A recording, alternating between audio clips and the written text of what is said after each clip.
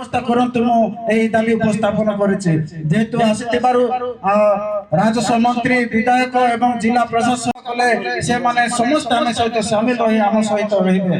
ମୁଁ ମନ୍ତ୍ରୀ ସାରଙ୍କୁ ଅନୁରୋଧ କରିବି, ଯେହେତୁ ଆମ ପଟାଙ୍ଗୀ ବ୍ଲକରେ ସାରା ଜିଲ୍ଲାରେ ଦେଖିବାକୁ ଗଲେ ଗୋଟିଏ ବ୍ଲକରେ ଗୋଟିଏ ଆଦର୍ଶ ହୁଏ, କିନ୍ତୁ पटांगी ब्लॉक रे दीटा आदर्श विद्यालय है जहाँकि गोटे होउची कोटिया ग्राम पंचायत रो हेची। तो सेतिरे झियो मानक पय हॉस्टल रो सुविधा अछि, किंतु पिला मानक एबे पर्यंत सुविधा हे नै। सेटा मध्ये आपण आखि आगरे दृष्टि रखी हॉस्टल करबा को चेष्टा करंतु एवं आ गोटे कथा कहि व्यवस्था करंतु। मु एही दाबी उपस्थापन करिछि। जेहेतु आसितिबारु राजस्व मंत्री, विधायक एवं जिला प्रशासक कले से माने समस्त आम सहित सामिल रही आम सहित रहिबे। मु मंत्री सार को अनुरोध करिबी, जेहेतु आम पटांगी ब्लॉक रे सारा जिल्ला रे देखिबाकू गले गोटे ब्लॉक रे गोटे आदर्श हुए, किंतु पटांगी ब्लॉक रे दीटा आदर्श विद्यालय है जहाँकि गोटे होउची कोटिया ग्राम पंचायत रो हेची।